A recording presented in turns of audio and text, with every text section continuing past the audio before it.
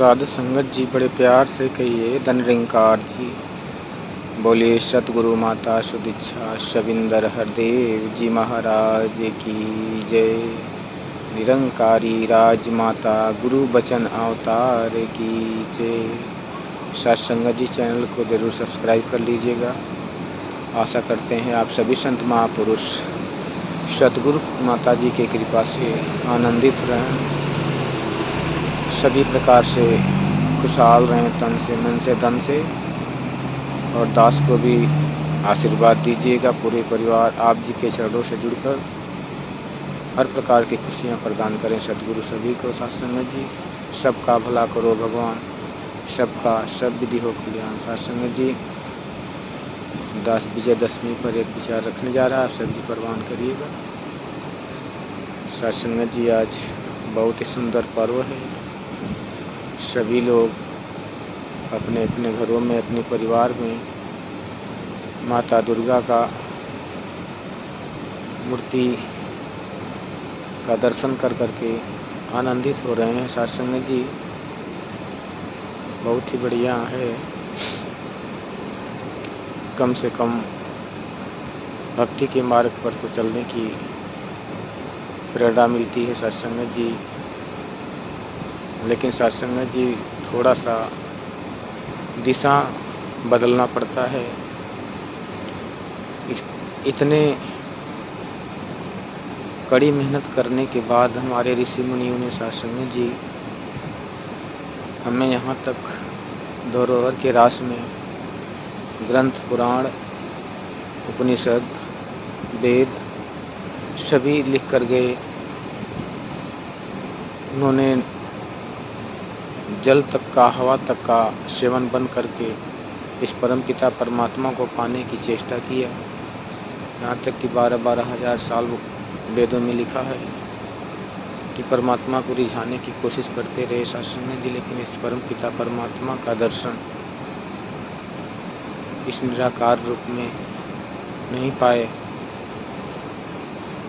सत्संगत जी इसीलिए लिखा है कि गुरु बिन भवदिन तरहि न कोई, जो बिरंज शंकर संग हुई। सत्संगत जी उतना मेहनत करने के बाद जब उन्होंने इस परमपिता परमात्मा का दर्शन नहीं हुआ, तब उन्होंने लिखा कि हरि व्यापक सर्वत्र समाना, प्रेम से प्रकट हो ही मैं जाना।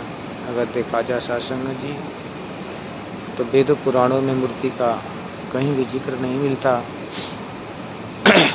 यहाँ तक कि श्री रामचरितमानस में माता सबरी जी से प्रभु श्री रामचंद्र जी ने 9 प्रकार की भक्ति का वर्णन किया है।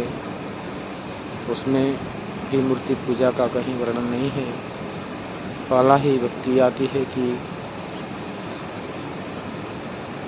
प्रथम भगति संतन कर संगा, दूसरी रत्मम कथा प्रसंगा, गुरु पद पंकज सेवा, तीसरी भक्ति अमान, चौथी भगति मम गुरुगण, करहि कपट तजगान, मंत्र जाप मम दृढ़ विश्वासा, पंचम भजन सो वेद प्रकाशा, छठ दम शील विरति बहुकर्मा, निरत निरंतर सज्जन धर्मा, सातवां सो मही मैं जग देखा, मोते संत अधिक कर लेखा, आठवां जथा लाभ संतोषा, सपने हुने देखें परितोषा, नवम सरल सब छल छड़हीना, मम भरोस ये हरस न दीन्हा, नवमहु एक हूँ जिनकी हुई, नारी पुरुष सचराचर सोई, सोई प्रिय भामिन मोरे, सकल प्रकार भगत दृढ़ तोरे। सत्संगत जी प्रभु श्री रामचंद्र जी कहते हैं कि इस 9 प्रकार की भक्ति में से अगर एक भी भक्ति किसी चर अचर नारी पुरुष किसी को भी है तो सत्संगत जी परमात्मा उसे स्वीकार कर लेता है। इस 9 प्रकार की भक्ति में कहीं भी मूर्ति पूजा का वर्णन नहीं है। इसलिए दास आदेश नहीं, प्रार्थना ही करेगा। इतना सुहाना समय मिला है कि बड़े भाग्य मानुष तन पावा, सुर दुर्लभ सदग्रंथन गावा, साधन धाम मोक्ष कर द्वारा, जो पावें परलोक संवारा। सत्संगत जी ये साधन के रूप में जो शरीर मिली है, पंच भौतिक शरीर, ये क्षणभंगुर है, क्षण मात्र में टूट सकता है, बिखर सकता है। इसीलिए कहते हैं कि काल करे सो आज कर, आज करे सो अब, क्षण में प्रलय होएगी, बहुर करेगा कब। सासंग जी,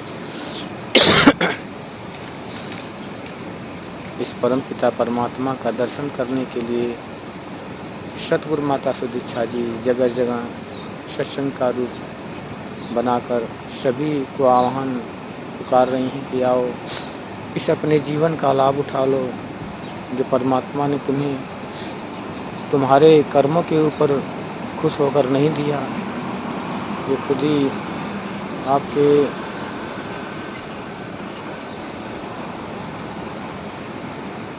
ऑफर के रूप में जो ये जीवन सौंपा है। सत्संग जी, इसका लाभ उठा लेते हैं। कहते हैं कि मानव जन्म है अंत की सीढ़ी, फिसल गई तो बारी गई, कि हे अवतार समझ ले प्राणी, तेरी कमाई सारी गई। सत्संग जी, बड़े प्रयत्न से ये जन्म मिलता है। कहते हैं कि 84 को 4 रूप में बांट दिया है सृजनहार, अंडज पिंडज स्वेदज उद्भिज, इन्हीं के बीच है कुल संसार। जिस प्राणी पर करे एक कृपा, मानव उसे बनाता है, सतगुरु करे कृपा तब मानव स्वयं राम बन जाता है। केवल अगर हम मानव बन जाएं सत्संग जी, परमात्मा ने तो हमें मानव बना दिया, लेकिन आगे परमात्मा का कार्य खत्म है। अब वो कार्य जो अधूरा है, परमात्मा को देखने के, पाने की, भक्ति करने की, वो सतगुरु के हाथों में उसकी डोर है। सत्संग जी, चाबी सतगुरु के हाथ में है। कहते हैं कि कोई कीमती वस्तु की सत्संग जी एक अलमारी होती है जहाँ सुरक्षित उसको रखा जाता है, लेकिन सत्संग जी कहते हैं कि उस कीमती वस्तु से कम दाम की अलमारी होती है, और उस अलमारी में एक ताला होता है जो उस अलमारी के दाम से भी कम होता है, और उस ताले में एक चाबी होती है सत्संग जी, जो उस अलमारी में उस वस्तु की सुरक्षा करती है जो हमारे लिए कीमती है। वो ताली अगर जिसको मिल जाए सत्संग जी, तो वो उस माल को पाके माला माल हो जाता है। वो परम पिता परमात्मा ही वो तत्व है जो हीरे मोती से भी कीमती है। इसको पाने के लिए ब्रह्म ज्ञान रूपी अलमारी का जो अज्ञान का ताला लगा है सत्संग जी, उसकी चाबी सतगुरु के हाथों में है। कहते हैं कि ले ताली जो ताला खोले वही किस्मत वाला है। सत्संग जी, ये ताली सतगुरु आज सभी को प्रदान करने की कोशिश कर रहा है कि सभी अपने भाग्य को उज्जवल कर लो। इस परम ज्योति से मिलकर परम ज्योति में ज्योति को समाहित कर लो। लिखा भी है कि ईश्वर अंश जीव अविनाशी, चेतन अमल सहज सुख राशि। सत्संग जी, जिस रूप में हम आशा करते हैं इस परम पिता परमात्मा को पाने की, हो सकता है उस समय तक परमात्मा आए न आए, तो क्या गारंटी है कि हम इस रूप में, इस मानव रूप में हम उस समय होंगे या न होंगे। क्योंकि जब परमात्मा अवतरित होता है तो वो भी मानव के 5 भौतिक शरीर में ही आता है। इसलिए बड़े से बड़े ज्ञानी भी धोखा खा जाते हैं। जैसे कि श्री कृष्ण रूप में आए तो इतने 18 अक्षौड़ी सेना है, जिसमें कुछ खास लोग ही उनको जान पाए कि ये परमात्मा है, भगवान है। श्री राम रूप में आए सत्संग जी, तब भी कुछ संत महापुरुष ही गिने चुने जान पाए कि ये परमात्मा है। बाकी सभी ने उन्हें योद्धा या राजा के रूप में ही स्वीकार किया। सत्संग जी, इसीलिए कहते हैं कि देवी देवता भी इस जन्म के लिए तरसते हैं, तो जन्म ही मिल के क्या करेगा जब इस परम परमात्मा का ज्योत नहीं मिलेगा सांसों के रहते हुए। सत्संग जी, कहते हैं कि सांसों के थमने से पहले कौन है तू जान ले, है इंसान यही है मौका ईश्वर को पहचान ले। ये 5 भौतिक शरीर सत्संग जी, धरती अग्नि पानी जीव आकाश सत्संग जी, ये पाँचों 5 में मरने के बाद मिल जाते हैं। बच जाती है जो सिर्फ आत्मा, जो निज घर की पता भूल जाती है, इस संसार में आके माया के बंधन में फंस जाती है और फिर अकेले इस भ्रम में, इसी संसार में भटकती है, जिसे प्रेत योनि कहा जाता है सत्संग जी। तो हमें इस प्रेत योनि से बचने के लिए इस निज घर की पहचान करना है, जो आत्मा का घर है परमात्मा। इस परमात्मा का पता ठिकाना हमें सतगुरु द्वारा देख लेना है। लिखा है कि हर कड़ भीतर वास हरि का, जंगल जाके क्या लेना, धड़कन से भी मेरे है तो शोर मचाकर क्या लेना। सुख से दुख उठाने की बात नहीं हो रही सत्संग जी। यहाँ लिखे हैं बाबा जी कि सुख से मिल जाए यदि स्वामी, दुख उठाकर क्या लेना। इधर उखाड़े उधर लगाए, कर्म धर्म कर क्या लेना।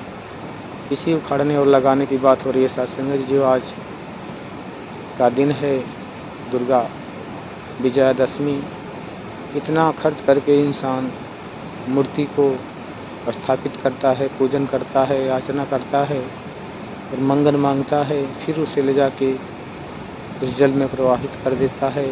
मतलब बनना बिगड़ना, ये परमात्मा नहीं होता सत्संग जी। इसलिए कहते हैं कि इधर उखाड़े उधर लगाए, कर्म धर्म कर क्या लेना। सत्संग जी कहें अवतार किसी से झुका कर मिलता है।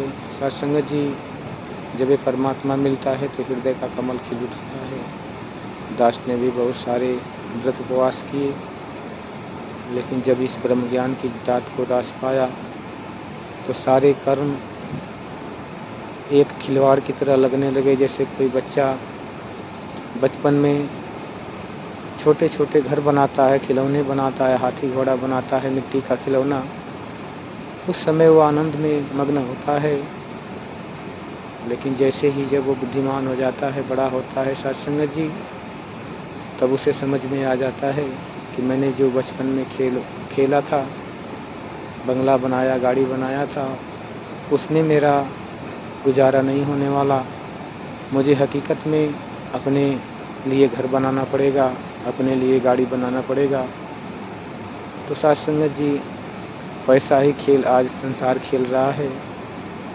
कहते हैं कि रंग बिरंगी माया जग की, जो तेरे मन भाती है, पक्की बात समझ ले प्राणी, ये आती है और जाती है। सत्संग जी जो बंगला गाड़ी घोड़ा गाड़ी घर मकान दुकान बनाकर इंसान बहुत खुश होता है कि मैंने सारे रतन पा लिए, लेकिन कहते हैं कि राम रतन धन बिना जगत में निर्धन है यहाँ हर इंसान। सत्संग जी इसका मोल केवल चिता तक ही है, शमशान तक ही है। वहाँ से सारे सगे संबंधी सभी छूट जाएंगे, घर मकान दुकान रुपया पैसा 5 भौतिक शरीर सभी छूट जाएंगे। बचेगी केवल आत्मा, और आत्मा के संग कर्म और अहंकार, माया, लोभ, लालच, ये सभी इस आत्मा के संग में समाहित होकर जाते हैं। इसीलिए ज्ञान लेकर जब इंसान को कहा जाता है कि माया जग की, माया दुख की बेलरी, गुरु अमृत की खान, शीश दिए जो गुरु मिले तो भी सस्ता जान। शीश देने का मतलब सिर कटाने से नहीं है सत्संग जी, शीश झुकाने की बात हो रही है यहाँ। जो ज्ञानवान नहीं होते हैं सत्संग जी, उन्हें भ्रम हो जाता है कि हो सकता है शीश काटने की बात हो रही हो। दास भी यही पहले समझता था, लेकिन यहाँ शब्द हैं गुरुओं कृपन गौरों के, जिन्होंने ज्ञान लेकर इसे लिखा है कि शीश गुरु के चरण में हो, परमात्मा का दीदार संभव है। और अपने मन से ये सारे भ्रम निकाल देना है कि परमात्मा दिखता नहीं। दास निजी अनुभव से बता रहा है कि अगर जब ब्रह्म ज्ञान से आप इस मालिक को देख लोगे तो हकीकत में यही दिखाई देता है और सब कुछ दिखाई नहीं देता। और जो इन संसार की आँखों से दिखाई देता है, आपको हुबहू समझ में आ जाएगा कि ये नाशवान है, नश्वर है, क्षणभंगुर है। धरती, अग्नि, पानी, जीव, आकाश, सूरज, चाँद, सितारे जो भी बने हैं वो एक न एक दिन मिट जाने हैं। बाकी रह जाएगी इस जग में केवल परमात्मा की दात, जो कभी आती है न जाती है। न इससे शस्त्र काट सकता है, ना इससे अग्नि जला सकती है, ना ही पानी इसे भिगो सकता है, ना ही हवा इसे सुखा सकती है। सासंग जी, ये है परमात्मा जो हर कण भीतर है, सभी के सामने है। घर में है, दुकान में है, मकान में है, बाहर है, ऊपर है, नीचे है, दाएं है, बाएं है, पानी में है। इसी को तो देखने के बाद रामायण में तुलसीदास जी वर्णन करते हैं कि हर व्यापक सर्वत्र समाना, प्रेम से प्रकट हो मैं जाना। सासंग जी, केवल प्रेम का मतलब है कि हमें अपनी मानवता को अपना कर सभी से प्रेम भाव रखना है, सभी से दया भाव रखना है। छल कपट छोड़कर, धोखाधड़ी छोड़कर सभी से प्रेम करना है। सभी परमात्मा के बंदे हैं। सबका भला करो भगवान, सबका सब विधि हो कल्याण। सासंग जी, चैनल को सब्सक्राइब कर लेना और दास को बोलने के दौरान जो भी त्रुटियां हों, चाहे वो ज्ञानवान हो या नान ज्ञान हो, सासंग जी सभी से दास कर कमलों में हाथ जोड़कर विनती प्रार्थना करके क्षमा याचक है। जो भी शब्द दाएँ बाएँ निकले हों उसे यहीं पे छोड़ देना और दास को बख्श लेना। सासंग जी, प्यार से कहिए धन्यवाद जी।